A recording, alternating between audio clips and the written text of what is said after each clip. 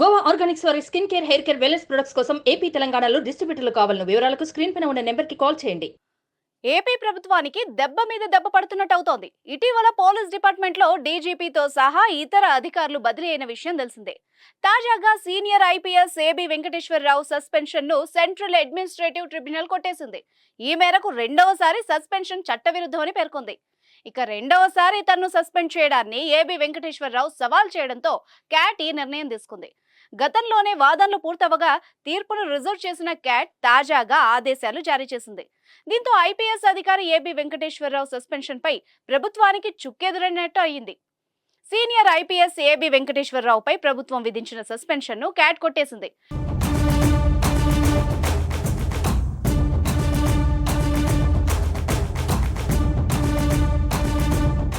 రాష్ట్ర ప్రభుత్వం రెండవసారి కూడా సస్పెండ్ చేయడాన్ని కేంద్ర పరిపాలనా ట్రిబ్యునల్ తప్పుపట్టింది. సస్పెన్షన్ చట్టవిరుద్ధమని ఒకసారి సుప్రీంకోర్టు చెప్పిన తర్వాత కూడా రెండవసారి సస్పెండ్ చేయడం ఉద్యోగిని వేధించడమేనని ట్రిబ్యునల్ వ్యాఖ్యానించింది. అంతేకాదు ఏబీ వెంకటేశ్వరరావుకు వెంటనే పోస్టింగ్ ఇవ్వాలని కూడా రాష్ట్ర ప్రభుత్వాన్ని ఆదేశించింది.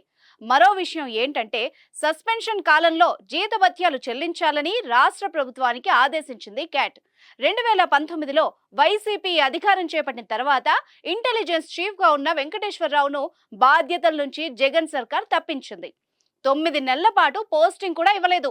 నిఘా పరికరాల వ్యవహారం, ఇజ్రాయెల్ కు రహస్యాలు చేరవేశారని కేసు నమోదు చేసి విధుల నుంచి తప్పించింది. దాంతో ఏబీ వెంకటేశ్వరరావు క్యాట్ను ఆశ్రయించారు. తొలిసారి క్యాట్ కేంద్ర హోంశాఖలో కూడా ఊరట కలగలేదు. సుప్రీంకోర్టుకు వెళ్లడంతో అనుకూలంగా తీర్పొచ్చింది. బాధ్యతలు చేపట్టే సమయంలో మరోసారి ఏపీ సర్కార్ సస్పెండ్ చేసింది. దానిపై మరోసారి క్యాట్ను ఆశ్రయించగా విచారించింది.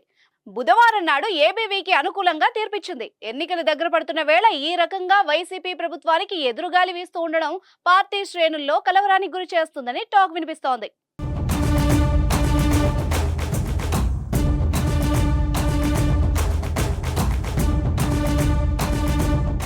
సుమన్ టీవీలో మీ పర్సనల్ అండ్ బిజినెస్ ప్రమోషన్స్ కోసం కింది నెంబర్కి కాంటాక్ట్ చేయండి.